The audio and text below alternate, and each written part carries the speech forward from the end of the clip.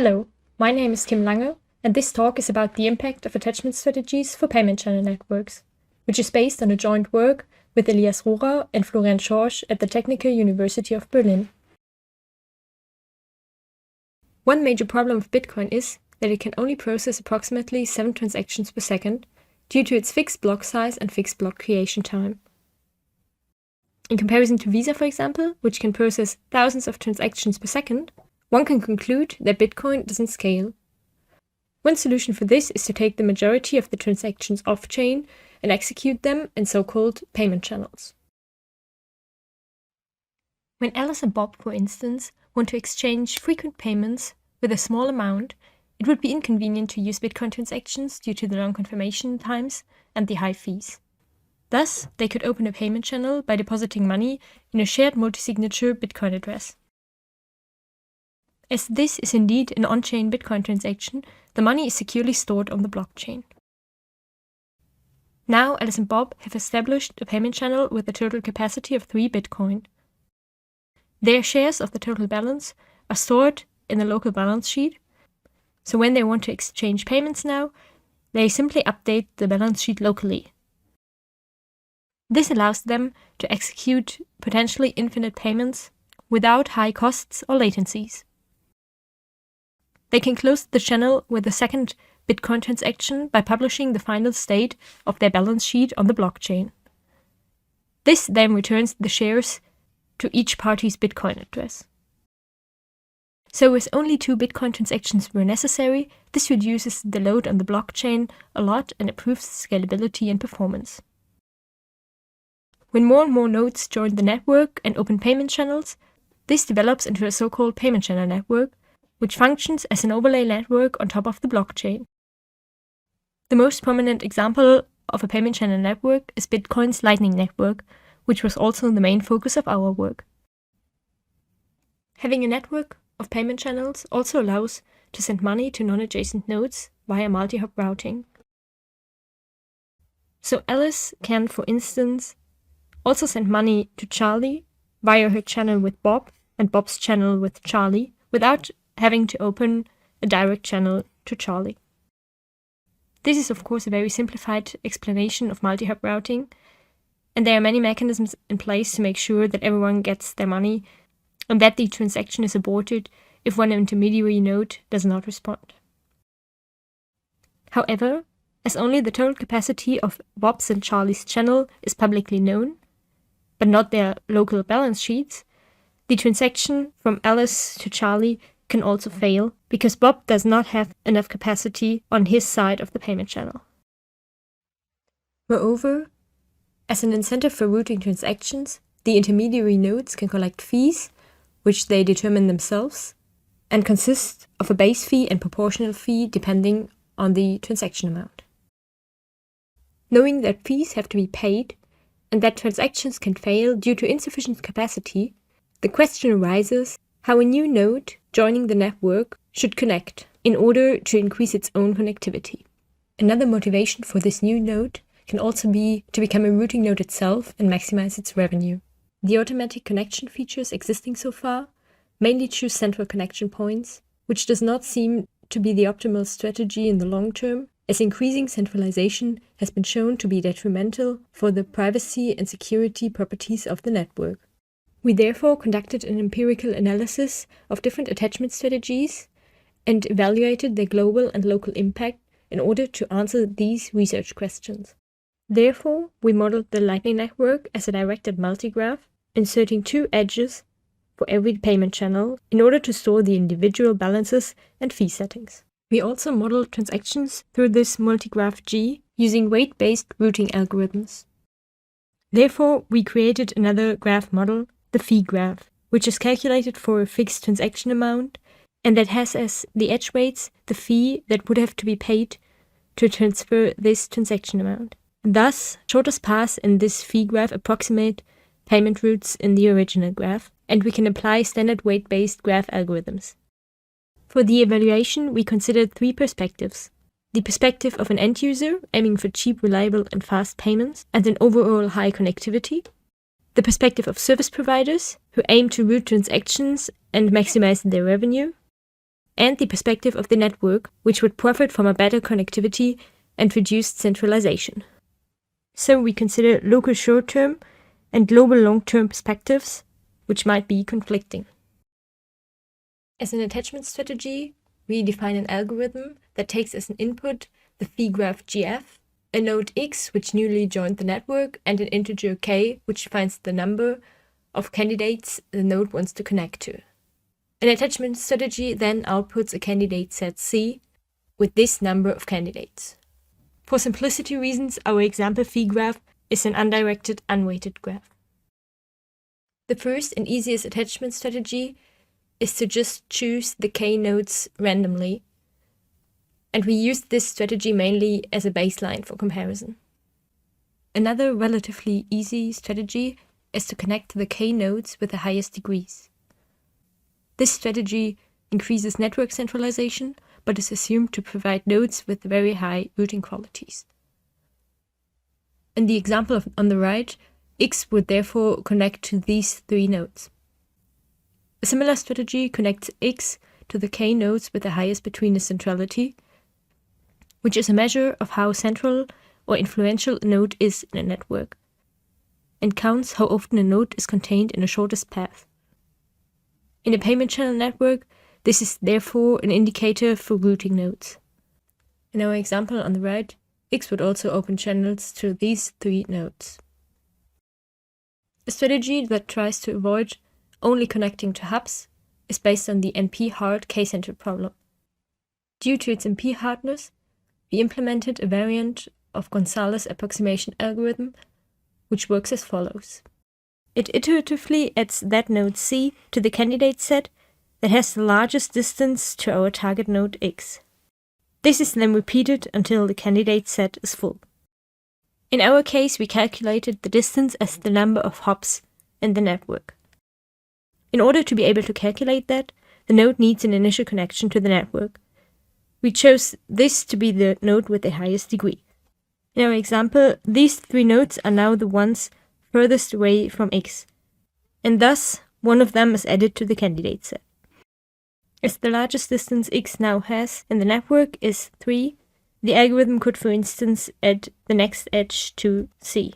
As you can see, this algorithm also chooses nodes at the edge of the network, as it aims for good connectivity to all parts of the network, and it tries to reduce the highest path lengths and centralization.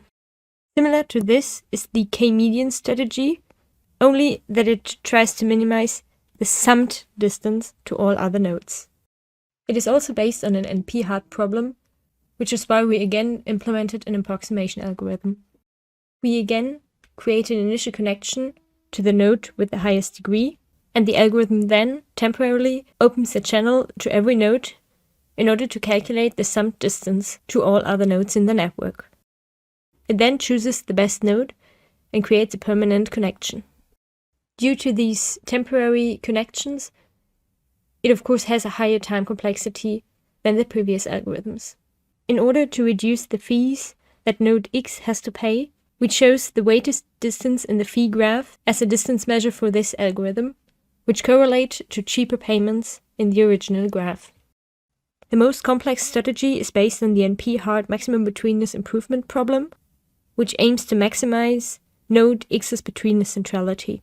This strategy focuses on the profit-oriented perspective of a node who wants to become a routing node and therefore has to have a central position in the network. Again, we implemented an approximation algorithm that tests all potential channels and chooses that connection that provides X with the highest betweenness centrality. As calculating the betweenness centrality so many times is computationally intensive, this is the strategy with the highest time complexity. This strategy is very similar to the MRI problem presented in related work, which also aims to optimize fee settings in order to increase the financial profit even more. In order to evaluate the performance of these strategies, we implemented a time-discrete event simulator that can simulate transactions through the network and updates balances. As input data, we used a Lightning Network snapshot from May 2020 with more than 4,000 nodes and approximately 25,000 payment channels. This simulator can run in two modes. In order to evaluate the local perspective, it adds a single node and connects it to up to 15 other nodes in the network using the proposed attachment strategies. After that, we send 1000 transactions from this node to random targets in order to calculate the average transaction success rate and fees. After that, we simulated another 1000 transactions with random sources and random targets to evaluate the routing success and financial profit of the node itself. For the global long-term evaluation, we added 5000 nodes sequentially to the network and connected each to 10 nodes in the network using the proposed attachment strategies.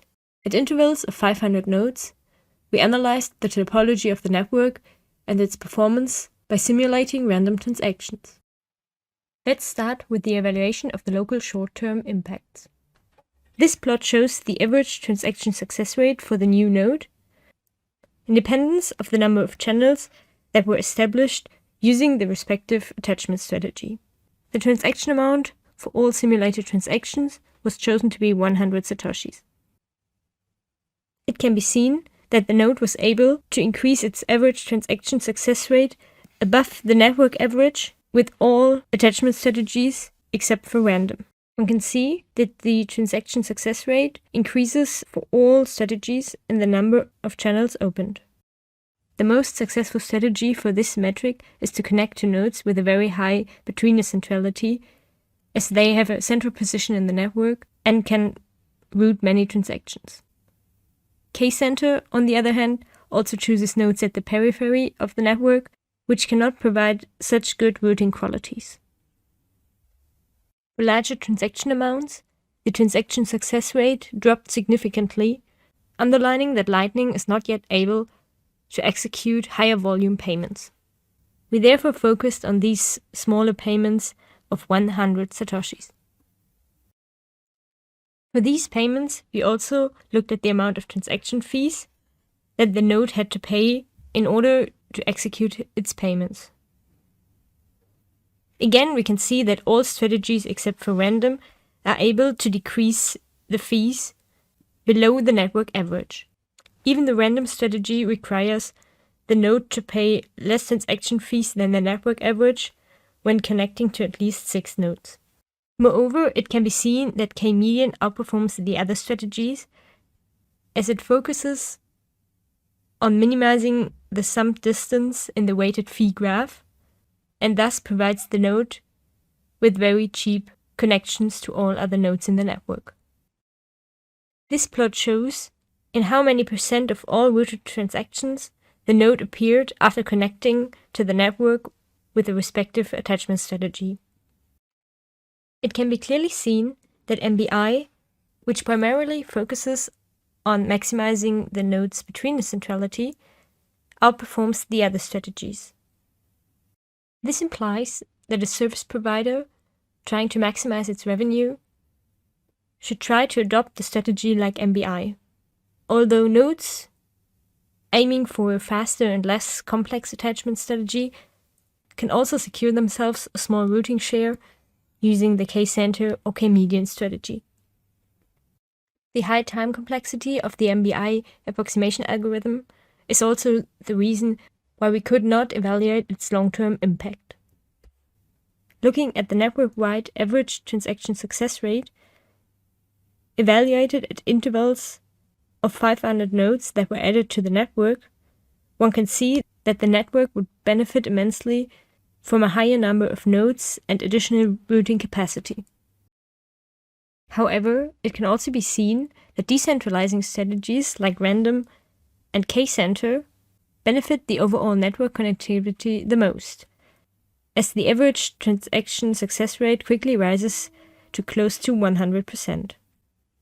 This is because they also connect the periphery of the network and allow transactions to also reach these parts of the network. Only connecting to the nodes with the highest degrees, however, does not help these parts of the network to increase their routing capacities that much. A similar situation can be seen when looking at the diameter of the network after adding 5,000 nodes. The decentralizing strategies allowed the network diameter to drop to 6 and 4 respectively, while the other strategies cannot change it at all, even after adding 5,000 nodes. Finally, we also evaluated the Gini coefficient of the node degree, which quantifies the inequality of the degree distribution. While the node degrees become more equal for all attachment strategies due to 5,000 nodes added with the same number of channels, again, random and case center can decrease the inequality even more. This is because these are the strategies that in the long term still open channels to many different nodes, while the other 3 strategies tend to always choose the same nodes to connect to. In summary, we surveyed the field of graph theory in order to propose several attachment strategies whose short-term and long-term impacts we evaluated using an empirical approach. We were able to confirm the conflict between efficiency and decentralization. While centralizing strategies, such as connecting to the nodes with the highest degree or highest betweenness centrality, are most efficient for single nodes, decentralizing strategies can make the network more robust and more efficient in the long term. Moreover, strategies that require the node to already have a connection to the network should randomize this connection if the node newly joined the network. We also consider it interesting future work to mix several strategies in order to combine their advantages. All in all, we consider the question of attachment strategies an important avenue for future research and discussion, as they can positively influence the long-term development of payment channel networks. Thank you very much for your attention.